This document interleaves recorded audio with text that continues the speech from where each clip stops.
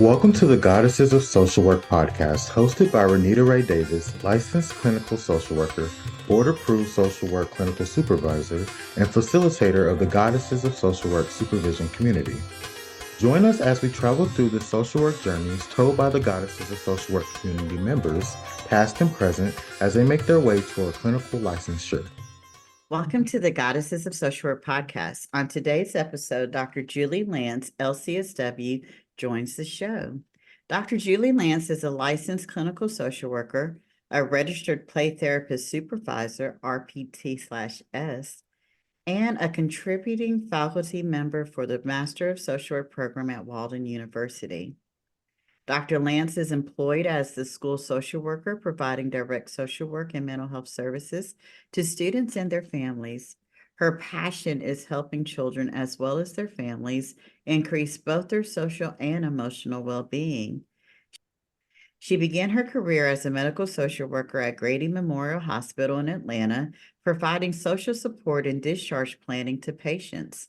She continued in the medical arena, working with children and families in both pediatric and neonatal medical units, as well as working as an ER social worker for Children's Healthcare of Atlanta at Scottish Rite.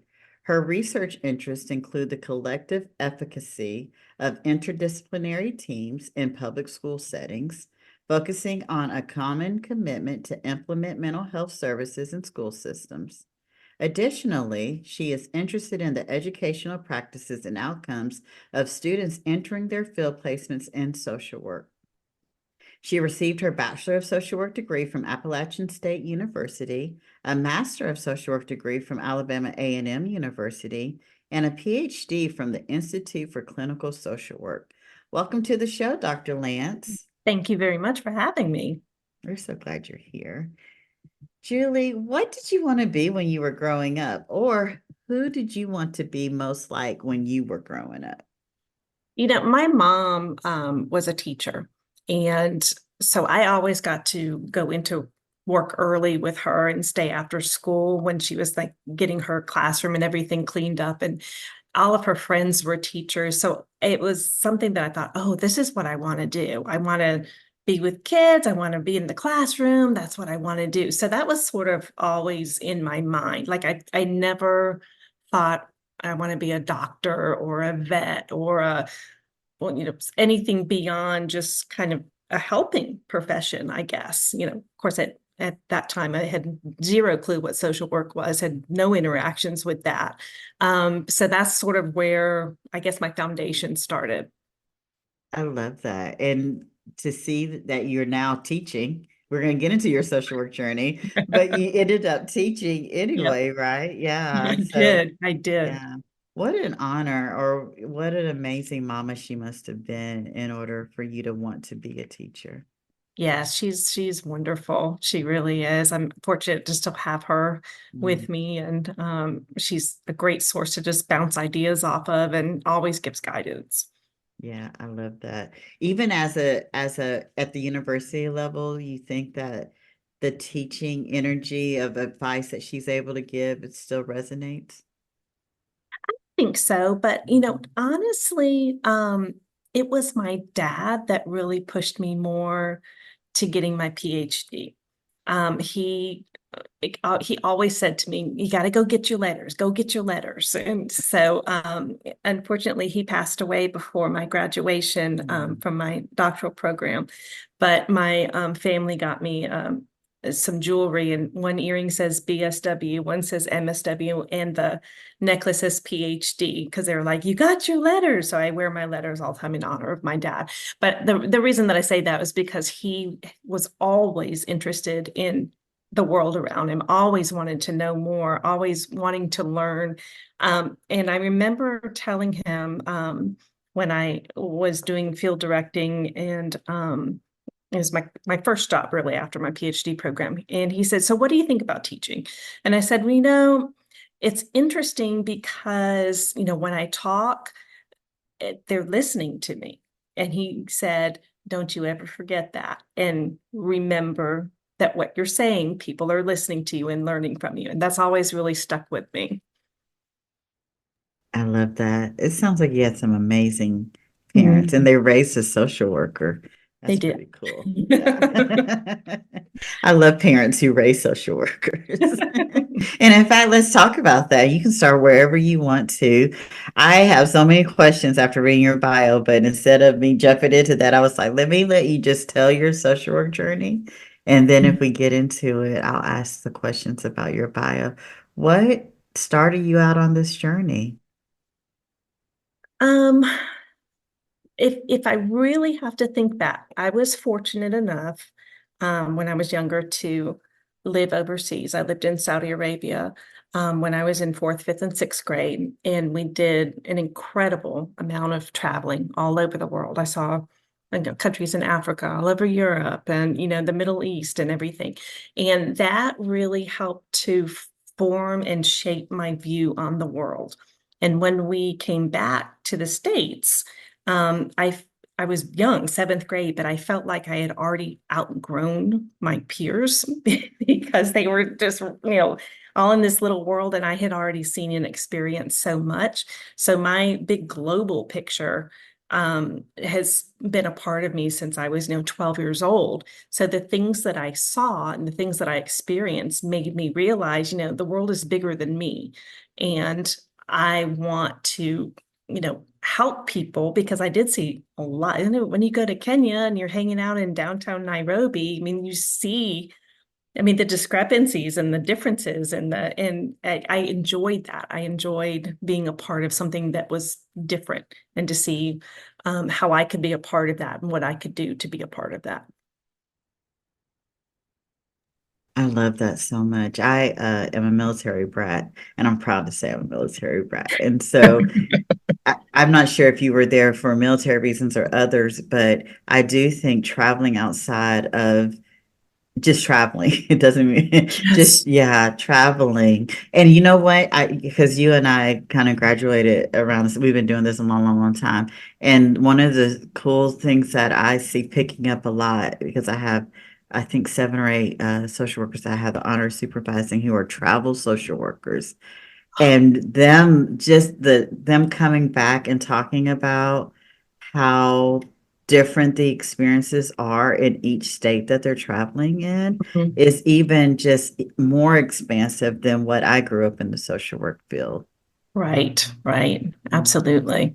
Yeah. So you knew you wanted to help people because of this expansive mindset that you have that Mhm. I think is so Yep. beautiful Yep. and speaks to a lot in your bio with the diverse experience that you've had. So then how did you end up at Appalachian State? Am I saying that right? Because I love Yeah, it's saying Appalachian Appalachia. State. It Yeah, feels Appalachian very, State. Yeah. You have to say it with a North oh, Carolina twang. I love it. I actually grew up in North Carolina on the Mm. coast in Wilmington, and Boone is what? You grew up in Wilmington? No, but my family is from Wilmington, North Carolina. My mother was born and raised in Wilmington, North Yeah, I Carolina. graduated from New Hanover High School. I cannot wait to share that with her. I know, let's get back. So you Yes, yeah, were, I so sure you were did. raised in Wilmington. That is Yeah, so so cool. Appalachian, I had an older sister that was there, but Boone is pretty much as far away as you can get from Wilmington, with staying in state. So that was kind of my drive. Is like I've got to get out of here. In fact, I graduated from high school a year early. I pushed myself through summer school and night school because I was done. I was ready for the next adventure, and that sort of has driven my social work career as well. But the idea of social work and the knowledge of social work as a profession, I never knew anything about it until probably going into my junior year in college. I was still floating around like, what am I going to do? What am I going to major in? And I just took this intro to social work class, and everything just started clicking for me. It made sense to me. It made me excited. And there had been no other classes that were like that for me. And then when I started investigating a little bit more and saw the versatility of just having the degree and the different things that you could do with it, it spoke to me. And you have done a lot of different things in your career. Now, Julie, did you go straight back to get your MSW, or did you, the undergraduate is in? And is Right, that because you have in the social work? BSW. Yeah, I'm in so BSW. yeah. So I graduated in 95 with my BSW and had a year where I tried to work and that's always a tough year right when you graduate. I went home with my parents were living in Florida at the time, and I just kept thinking, this is not where I need to be, not where I want to be. And kind of floated around, and one of my good friends from college had moved to Huntsville, Alabama. And I was like, hey, want a roommate? So booked it up there and, with no plans in mind. And that's when I started doing a little bit more research and saw that Alabama A&M was doing their inaugural MSW class and program. So I'm like, ooh, that's what I'm going to do, because I had advanced standing. So I knew it was only going to take me a year to get that MSW. So I was like, I'm on it. Let's go ahead. Let's do this. Let's move forward. Yeah. I love that I have the honor of asking you this. I've had the honor of asking African American women what their HBCU experience was like. And now to be able to ask you, it feels very diverse to be able to ask you, what was your HBCU experience like? Well, I think mine's probably a little bit different because, Yeah. when you're in a master's program, you're not as embedded in the school culture for sure. So, we're in our own little world, but it was a beautiful campus. The offerings that the school had were, wonderful. I mean, all of the different majors, the amenities, the clubs, and although I didn't take part of any of that because I was too busy to, but I was really just impressed with the vibrancy. I think is a good word for the campus and the energy that came from it. And it was really motivating to just sort of be around that positive. You could feel it. People were wanting to better themselves, wanting to do more with life. I love that. Before we hit record, you were speaking of a couple of professors or advisors that really were impactful. I would love to hear a little bit more about that. Who was the most impactful person during your experience at A&M? When I started, Dr. Mel Henry was the director of the MSW program, and he was the most gentle soul. He really was. He had this calming voice. He actually, I don't know if it was he was impressed with me or took pity on me, but I was his research assistant. So I could get, a stipend to kind of get through school. He was just, very supportive and just, what do you need? So he's always really stuck with me. I love that. And so then you get your MSW. Do you go straight into licensing or do you work? Talk to me about what your next steps were. So the roommate that I had when I moved to Alabama, who was a good friend in college, turned out to be my husband. We did not plan that. We were only friends. So my graduation day was actually my wedding day as well. So I didn't attend my MSW graduation because I was wearing white walking down the aisle that day, which was fine. I made that choice. But he had just gotten into graduate school at Georgia State University. So we're like, okay, well, let's do that. So armed with my MSW, and we moved to Atlanta and started throwing resumes out there, seeing what was going to happen. I didn't immediately go for an LMSW. Honestly, I wasn't really sure what I wanted to do, what direction I wanted to take, and what all of that would entail. So I got my LMSW probably about a year or so later. It wasn't necessary at the time for the jobs I wanted. Right. You know what? I often tell this story. I was 10 years postmasters before I got my LMS. Back then they called it LGSW because Yeah. I think sometimes, especially there's so much push, I guess, in the part of social work I'm in to work on licensure and, Mhm. obviously get the clinical, which both of us have our clinical. Yay, do that. It works out for you. But I think we forget how much value there is just with the MSW and that you can work amazing jobs with your MSW degree Yeah. without having, go into that Yeah. LMSW. And I was fortunate with the job that I took right after my master's program because I've got clinical supervision at work. So I didn't have to do anything extra for it. So that was a motivator, I guess, to stay there because I knew I was getting something that I couldn't afford to do otherwise. So it was nice just to get that experience and have that guidance right there on the job.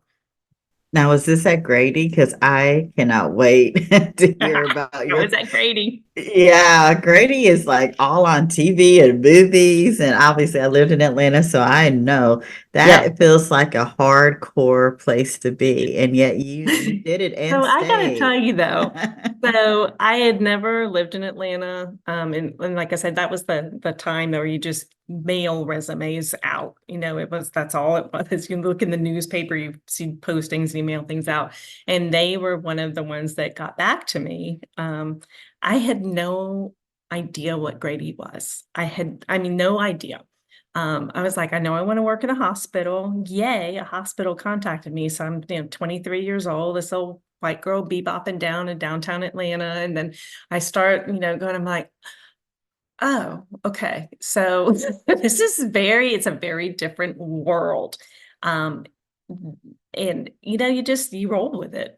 And I loved it because every minute of every day there was something new that was going on. That's why I always loved the medical field, but not only with learning from the residents and the nurses, but also the patients that were there, and their life experiences was, nothing that I personally had experienced.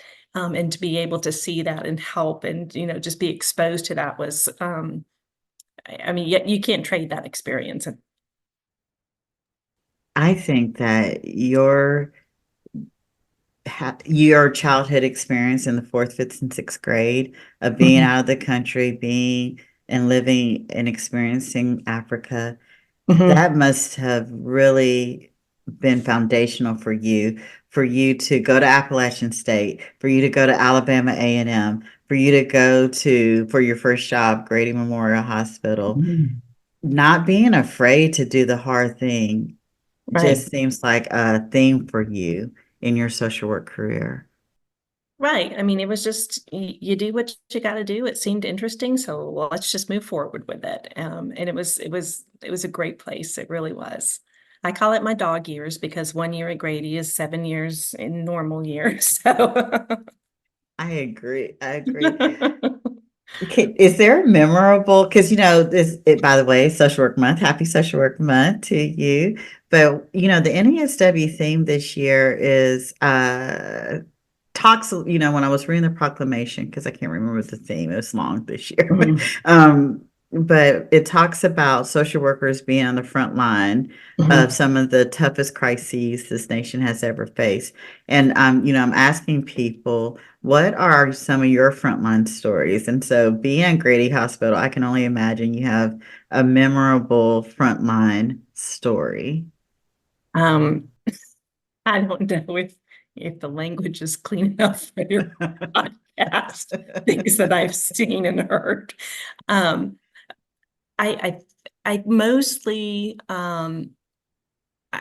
to back up, I did 2 tours of duty at Grady. So I started there, I left, and then I went back. And everybody thought I was insane for going back. I'm like, no, I gotta go back. This is something I want. But I do remember my second round there is when I was working in the neonatal intensive care unit. And partway through my time there, I was pregnant with my first child. And one of the mothers that I was working with noticed, because I was not showing it, but she finally was like, "Oh my," she's like, "Is this your first baby?" And I was like, "Yeah, it's my first baby." She's like, "Is it the dad's first baby?" And I was like, "It is." She's like, "Oh, that's wonderful." But that was not a question that ever occurred to me that anybody would ever ask me. But it was just, that's what it was, and so, it was just different experiences for sure, different conversations that I've never had before. Absolutely, which are so normal. Yeah. Yeah. Which are so normal. So wow, you did 2 tours. I loved how you said that at Grady, and you've done all of this work. You're at Grady getting your clinical supervision, Mhm. I'm assuming. And Yep. so one of my favorite questions is asking, what was your licensing test experience like for you? My licensing test, well, first of all, when you have to get all of your paperwork and signed by your supervisors, and I had called my supervisor at Grady, set up a time to go down there so she could sign off on all of my paperwork. She passed away the day before I went down there, which was devastating on many, many levels. But that also made it a more difficult process just to get the application done, because then you have to do a whole separate form of death of supervisor. And so that it was very anxiety ridden just from the get-go, because that's when you just want to get it done. You just want to have everything in there and just mail it in. So it was sort of like, it kind of threw me a little bit. And then of course there's that waiting period of, are they going to approve me? Are they not going to approve me? When I took my licensure exam, it was in 2001, and it was just after 9/11.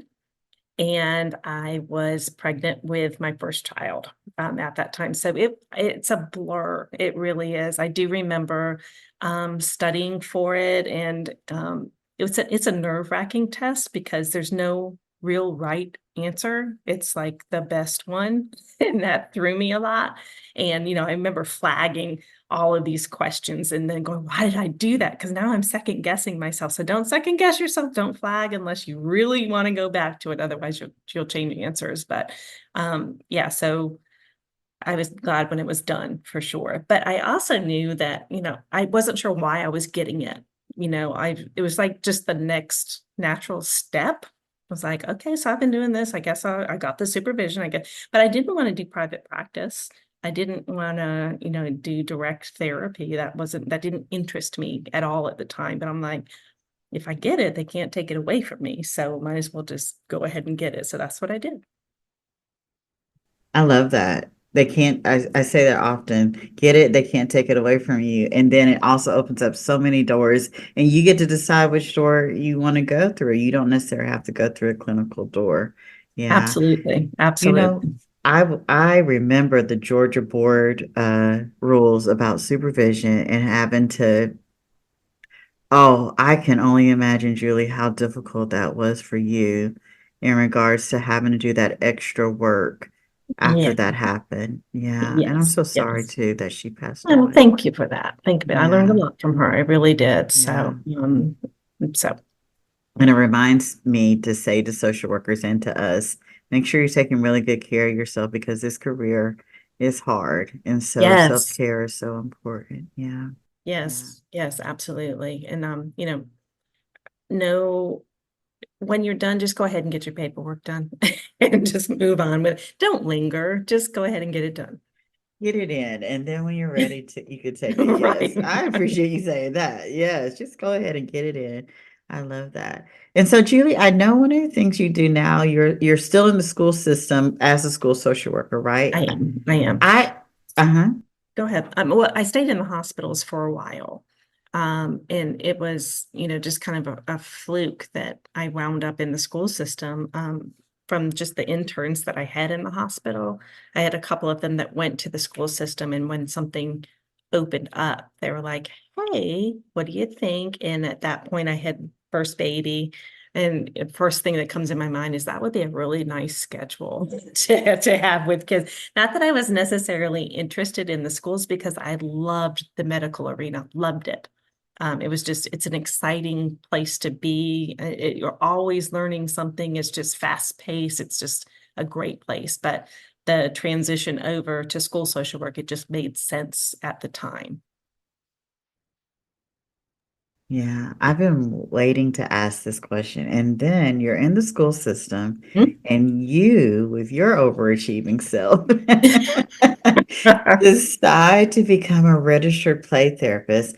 I Yeah. wanted to ask you this question because I do have social workers who often say they're interested in becoming a registered play therapist, Mhm. but they often say how difficult it is to Right. to get all of the requirements done. And so you got it done. And not only did you get it done, you became a registered play therapist supervisor. So I Yep. wondered, could you take a couple of minutes to just walk us through that process? And why did you decide to do it? And has it been worth it for you?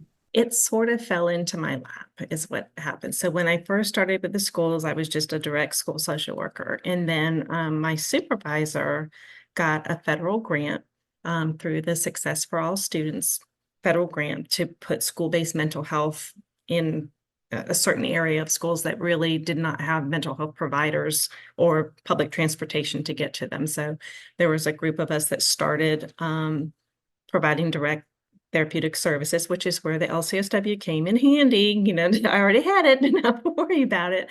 But as we were doing that, one of the things that was written into the grant was to do the play therapy training. And we had all of this extra money to set up playrooms and, you know, all of that kind of good. So it just sort of fell into my lap of, hey, this would be a cool thing to do as well. And I always look, you know, a few years forward. Okay, so where do I want to be in a few years from now? Like I'm content where I am, but I know I'm going to want to do something different. And that just kind of helps me not get stuck.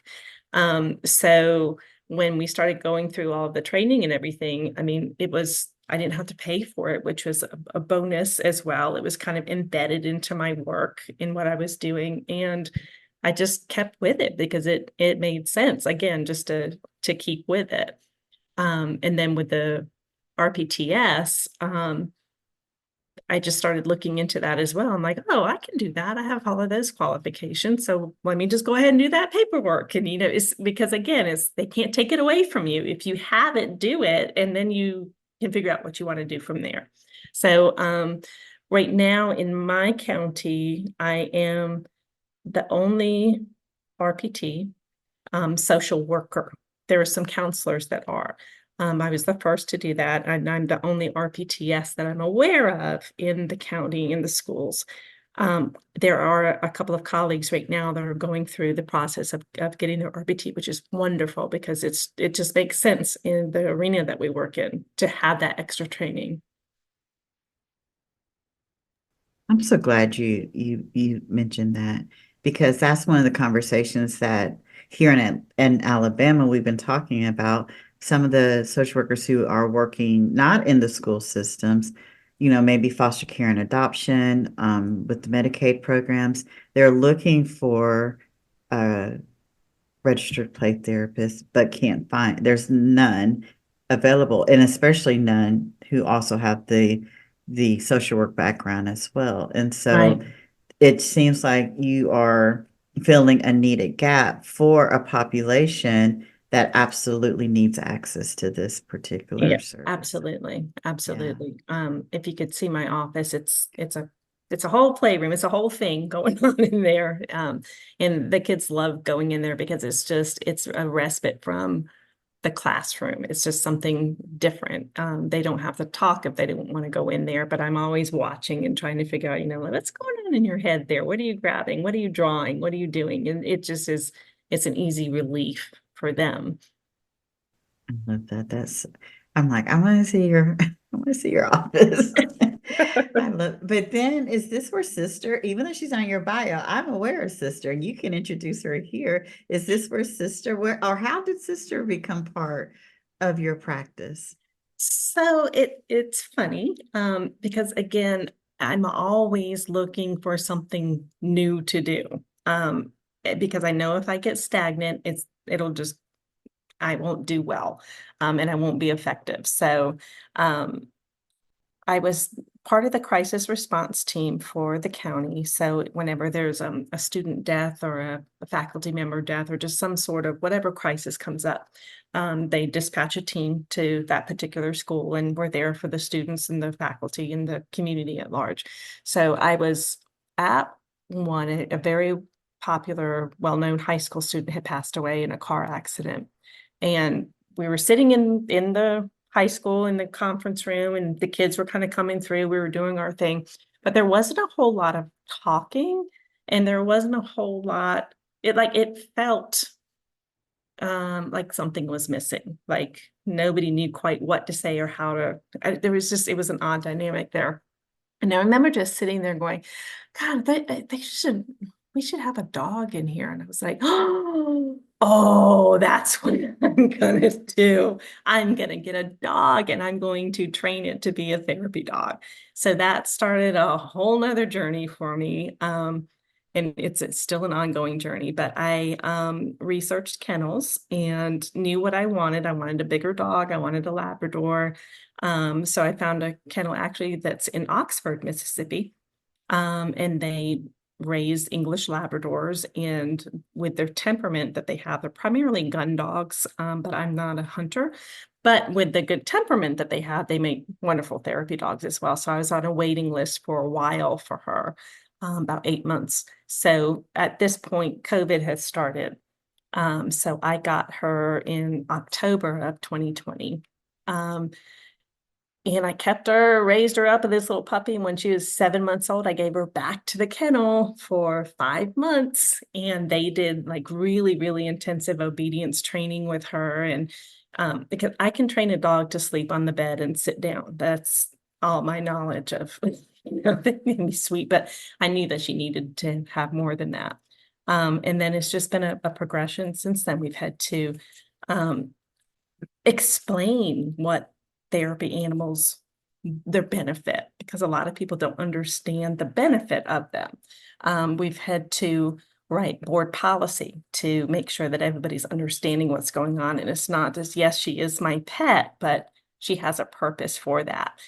So it's been a really neat transition over. Last year was her first full year with me in my schools, and they know her. They do not know me. Like, it's sister, and look, it's sister's mom. But it's been really neat because I got to know the students in a way that I never would have otherwise. Like, that was a talking point. So even students that maybe would never have been referred to me, I got to have contact with. And it's been wonderful, like getting to know staff more, because everybody loves a dog and she just eats up the attention. So that's kind of the road to sister, and having her in the schools with me. Oh, that is such a beautiful story. And one of the things that I think I loved most, because this is a social work platform, to get sister, it was micro, meso, and macro work to get her Yep, not just to you and all the training, but then to be able to use her in the capacity that you would wanted her to absolutely. be utilized. You not only are using her on a macro level, but you had to do the macro and meso work in order for the community Absolutely. and the boards to accept her into those spaces. Exactly. I remember being in my master's program and thinking, oh, policy, oh, let's do policy. But I have learned that policy drives everything. And if you can have a seat at the table, it makes all the difference in the world. So never discount it. It shows up everywhere in our profession. Absolutely everywhere. I love that so much.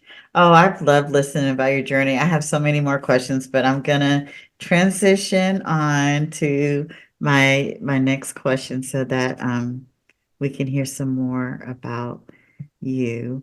So one of the big reasons I decided to start this podcast was to promote the importance of being in community with other social workers. So, Mhm. Julie, I'm wondering, what social work communities do you belong to or that you created, and what have you learned about yourself being in those communities?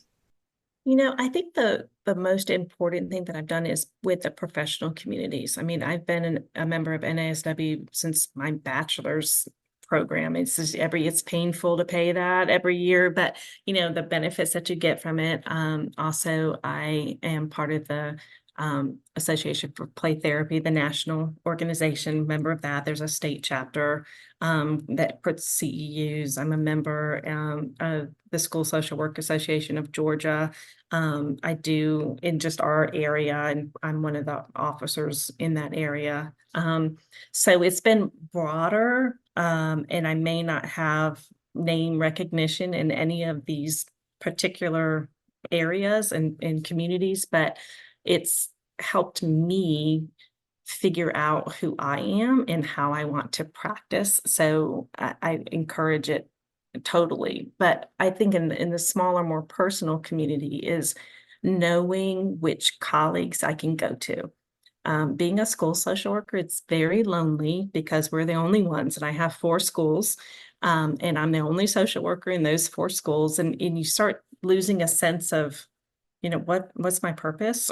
What's going on here? So to know who to bounce ideas off of, who to get supervision from, because that never, ever goes away. That's been really important as well. Oh, that was such a great point. I was about to jot it down, but even as LCSW, even as RPTS, even as Dr. Julie Lance, Mhm. you say that you still need supervision. I do too, right? How do you, when we're getting it in our jobs and or because paying someone to be your supervisor, but now that you got all the letters, right? Mhm. You talked about your earrings and your necklace that your family got. You have all the letters. Some Yep. would think, oh, I don't need supervision anymore. Why do you think that is so important, even after all the letters behind your name? Because I still question my rhyme and reason when I interact with families and children. I definitely have that confidence level, but sometimes there are these things that come up and there's no right or wrong path. And you just kind of want to process it with somebody like, look, this is what's going on. This is what I did. Does that sound right to you? Did I miss something? Having that outside perspective that doesn't know those clients can really, really be helpful, or, come up with resources that I never thought of, like, oh yeah, I should do that. So, you don't stop learning in this profession. You just don't, I will always be learning in this profession.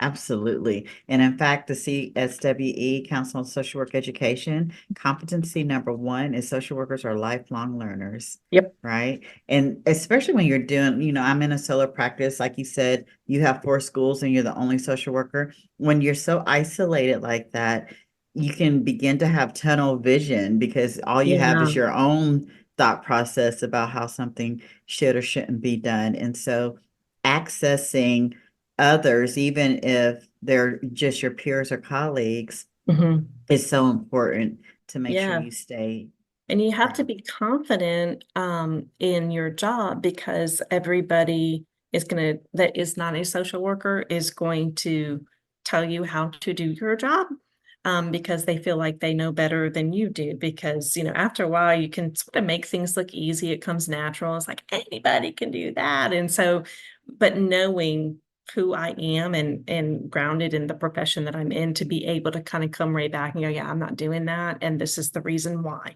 And that's okay to do. Boundaries, boundaries, boundaries. Absolutely. And I love that you said that because we do make things look easy, don't we? We Right. do. We make things look easy. I Yep. love that. That Mhm. was so good. That was so good, Julie. The next question I have is, what is one belief about social work that you started on this journey with that you feel has changed the most? It kind of goes back to what I was just saying, actually, is that, in starting out, you're a rookie and you know that you still have a lot to learn, but I at first had that thought process of it'll be easier when I'm further in my career. Like, this will be easier to do. And in some aspects, yes, because you do get more confidence and more of a knowledge base, but it in a lot of ways is not necessarily easier. So I had to kind of, reroute myself with that I'm never going to know it all. And when I was younger and starting out, I always was like, okay, well, I'll get these degrees and then I'll know it all. But you get to a point where you just sort of shift over to the other side, where you do have more knowledge base so that you can impart on others, but recognize that you don't know it all. I think that was important to learn. Absolutely. And then, our clients are never the same. I've not ever, and I'm sure you could say the same thing, had one client who was identical to the next client. And so Right. knowing even that our client situation and however their situations mix up to create them is going to be Mhm. different, and how we handle each client is going to be different. Yeah, yeah, absolutely, absolutely. I love that. Julie, we're coming up to our last question already. I can't believe this has been such an amazing conversation. And you started and you said something about, when you were in high school, you pushed through and finished a year early. Yep. You got your LCSW literally just a few years post master's, which Mhm. to me is amazing. You got your PhD. You're doing all these amazing things and you've accomplished a lot in your career. I often speak to younger social workers who are trying to do all the things in one year. Can you give any advice to social workers about being patient with themselves in this profession? Right. So, in kind of going back to my first job at Grady, I knew that was not going to be my last stop. It was not going to be my first stop and last stop all in one. So I kind of, unconsciously, like I never said, I'm only going to do 3 years at Grady and move on, but it's just unconsciously, I knew this and tried to learn as much as I could in that position. And then I knew it was in my gut. I'm like, okay, it's time to go somewhere else. I've done what I can here and I'm gonna not learn or grow anymore. So that's when I would start looking for something else. So it's always been a step up and forward, not necessarily up in like pay or supervisor or anything like that. But for me, just a growth. It's been, well, what's my next step going to be? What's my next step going to be? I don't like being stagnant. And I'm always looking for something new to do. That's the energy I was picking up on is like stagnation. Our social workers who feel like they're stuck, if they can have that proactive, let me learn. I love that you said that. Where you are at now is not a waste of time. Go ahead and learn everything you can where you are, Mhm. knowing that it's going to prepare you for your next step. Right, right. In our career, and I said that earlier, just about the versatility of social work, you can go so many places and do so many things. The foundation that we have is what allows us to be able to, now I like kids. Maybe next year I'm going to work with the elderly population. And it's all transferable. So, even if you're in child protective services right now, that doesn't mean that that's your end all be all. Take that knowledge, take that foundation, go somewhere else with it. Absolutely. I love that so much. This is such a great conversation. Happy Social Work Month. I just love that we get to celebrate and, dialogue about social work. Thanks for coming on the Goddesses of Social Work podcast. It was wonderful. I love talking about it. Yeah. Thank you for listening to today's episode of the Goddesses of Social Work podcast. We are glad you were here. If you like this episode, please come back to hear more stories of the journeys through social work, and please leave us a review on Apple or Spotify. See you next time here on the Goddesses of Social Work podcast.